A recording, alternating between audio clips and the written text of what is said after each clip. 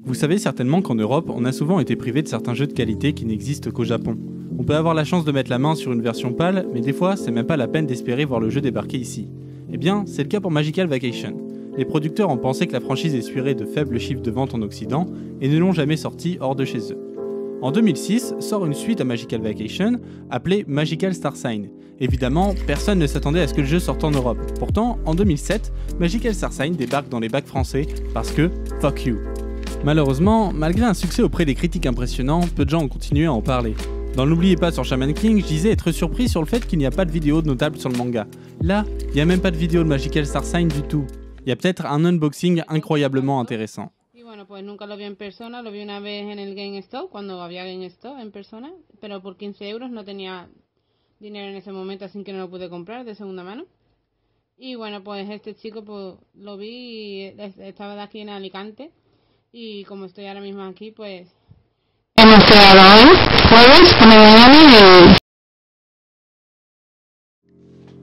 Bon, vous avez compris que la franchise est tombée dans l'oubli, ce qui m'a rendu pensif et m'a encouragé à trouver une façon de vous prouver qu'il ne faut pas oublier Magical Star Sign. C'est Blondie Brown, plus connu aujourd'hui sous le nom de One Up Studio qui est aux commandes du jeu. Peut-être que vous les connaissez grâce à l'excellent travail qu'ils ont pu faire sur Sword of Mana, un jeu que je recommande tout autant. Bref, Magical Vacation et Star Sign ont donc été créés par une entreprise qui à cette période était soucieuse d'une DA de qualité et d'une production musicale assez soignée.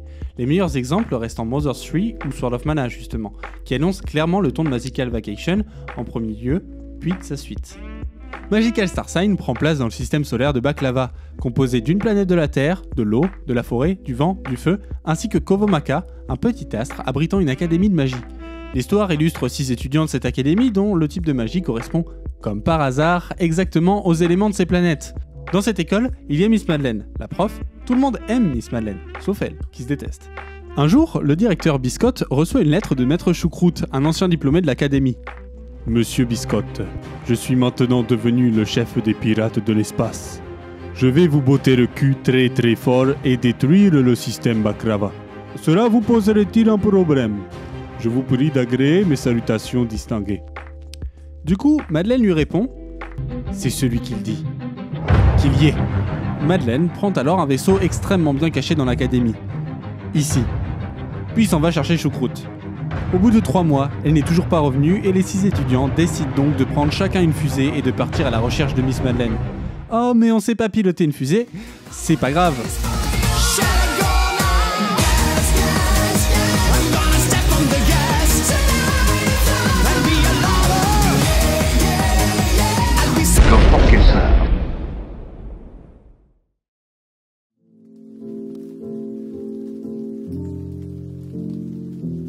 Voici comment tous ces étudiants se sont retrouvés paumés, chacun sur des planètes différentes.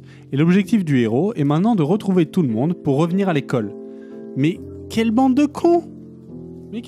Ils devront donc utiliser leurs différents types de magie en commun pour venir au bout de toutes les difficultés, blablabla. Le jeu est vraiment généreux en cinématique en images de synthèse, ce qui est plutôt rare pour cette console. Je crois me souvenir que Final Fantasy Crystal Chronicle ou Shrine of Mana en utilisait pas mal, mais c'était l'histoire de 4 ou 5 cinématiques par jeu, alors qu'ils sont connus pour être parmi les plus beaux jeux de la DS.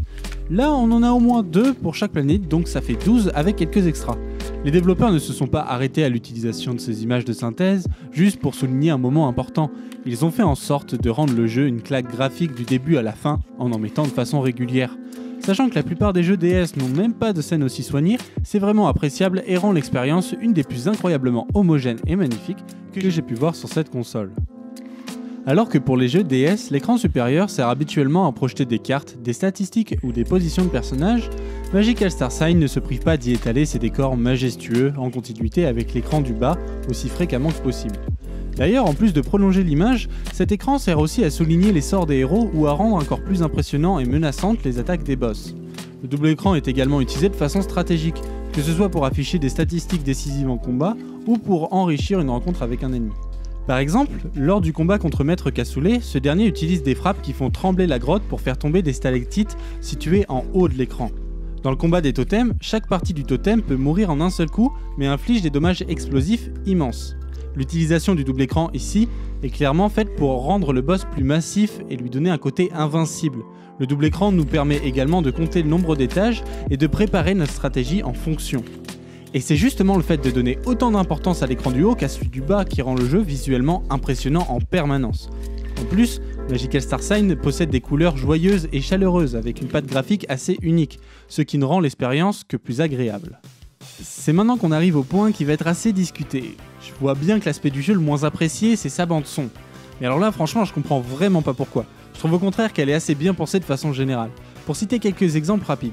La musique de combat utilise des percussions assez massives et des violons pour souligner le côté gigantesque de l'espace en plus d'illustrer une confrontation. Vu qu'on est assez souvent mis en opposition contre des pirates, ces derniers ont le droit à leur propre thème de combat. On peut y entendre des pirates lancer des onomatopées de façon rythmique, et ça rend vraiment la confrontation plus vivante et réaliste.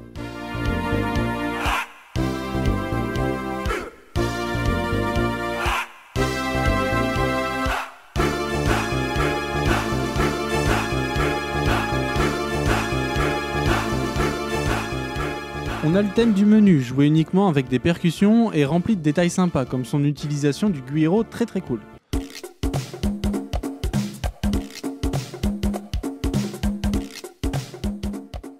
Le principal argument lancé contre la musique est qu'elle est trop disparate, des fois bien, des fois non, mais là aussi je comprends pas. Enfin, Magical Star Sign a une ambiance assez joyeuse avec des visuels qui rappellent les fêtes foraines.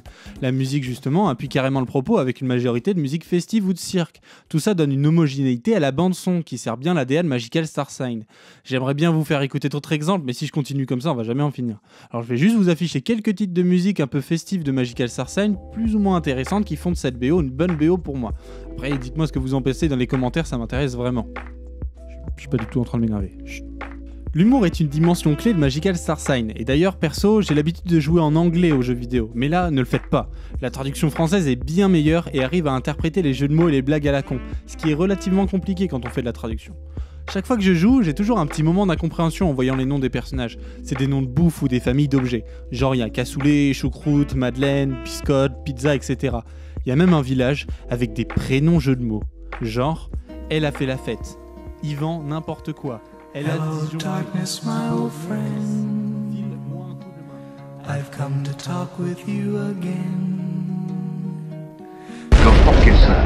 Non mais, pour aller encore plus loin, les personnages sont toujours en train de se lancer des vannes. C'est n'importe quoi Magical Star Sign parfois. C'est dans ce jeu que vous trouverez les meilleurs PNJ de tous les temps.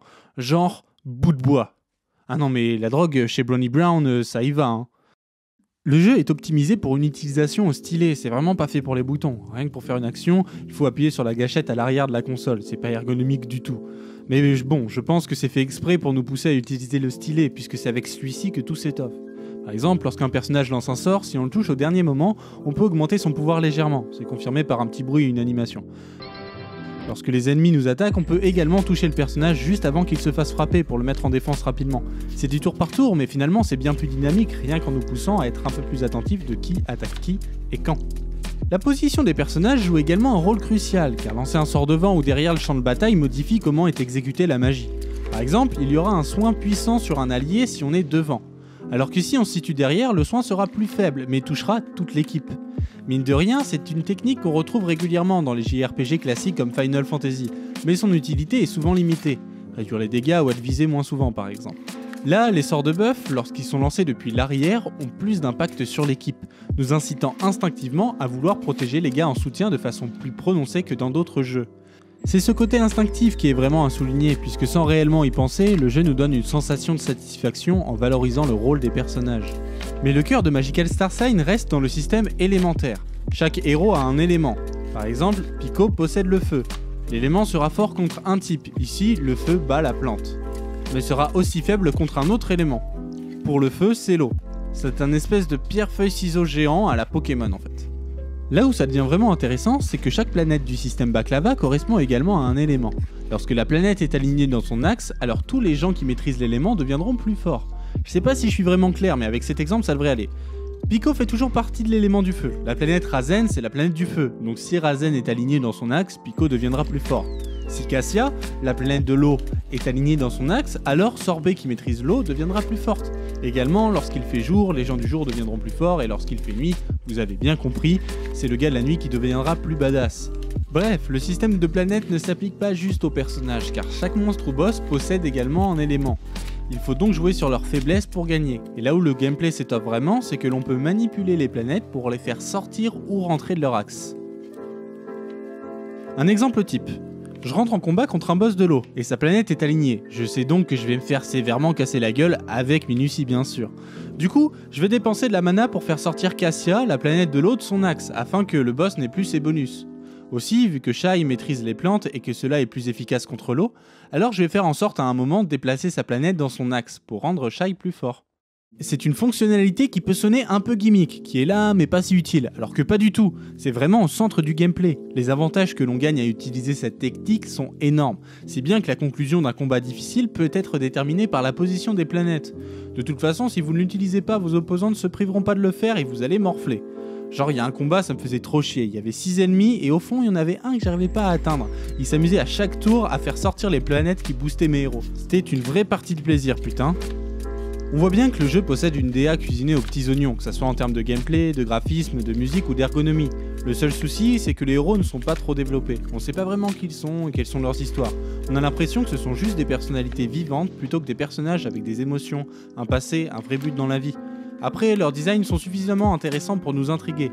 Dans l'équipe, on retrouve l'archétype du tank, du soignant, du buff et des DPS. Et logiquement, c'est le gars de la terre qui est le tank, celui du feu le DPS et celle du vent du soin, etc. Bref, c'est leur design et leur place dans le gameplay qui les rend uniques. L'esthétisme est narratif, mais il ne faut pas s'arrêter là et il faut apprendre à creuser un peu plus loin. Mais bon, je pense aussi que les développeurs auraient bien voulu le faire, mais ils ont été limités par la courte durée de vie du jeu de seulement 25 heures. Normalement, pour un JRPG, on vise plus les 40 heures. Ça n'aurait pas fait de mal à Magical Star Sign d'être un poil plus long. Pour moi, une des choses les plus importantes dans n'importe quelle œuvre, c'est son introduction. Dans un bouquin, les 10 premières pages doivent être assez attirantes pour nous pousser à lire la suite. Un livre qui est nul sur 40 pages ne va pas m'inciter à creuser plus loin, ça va devenir lourd à un moment. Le problème avec le début de Star Sign, c'est que c'est assez maladroit. Le design de l'académie, tout rose pâle sans vraiment de détails, clash vraiment avec le reste du jeu, comme par exemple là ou là. En plus, les personnages mettent un peu de temps à aller dans leur fusée. Bon, c'est pas très dramatique parce que ça dure pas non plus 3 heures. Ensuite, on arrive sur Erd, on va combattre un boss et faire un donjon assez bien pensé, ce qui est cool. Mais après, on va se rendre dans une grotte qui n'a rien de spécial, avec une histoire complètement banale. Je trouve ça juste dommage que le moment le moins intéressant du jeu, ça soit au début.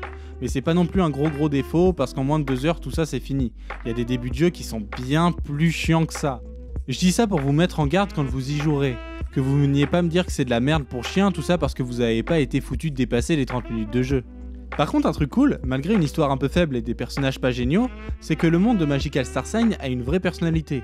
Chaque planète a ses propres difficultés et enjeux, avec des peuples et des cultures uniques.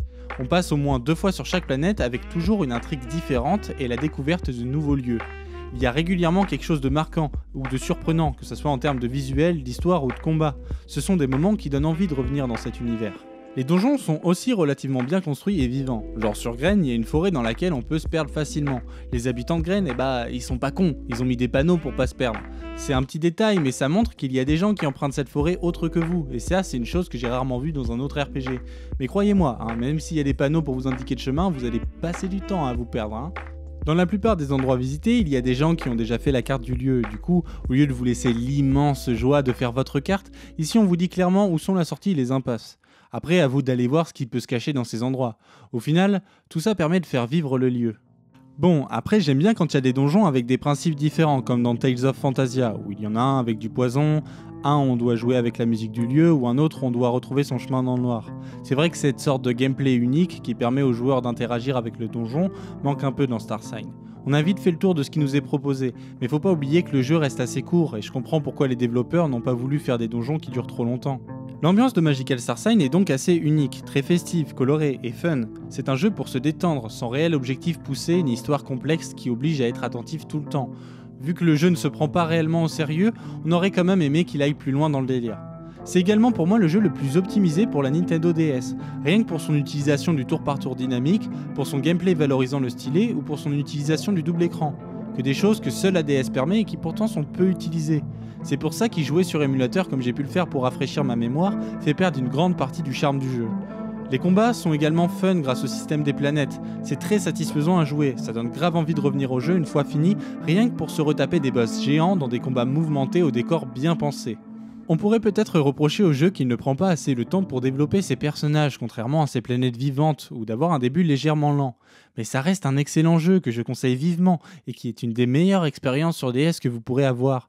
Et ça, c'est bien la raison pour laquelle vous ne devez pas oublier Magical Star Sign. Magical Star Sign.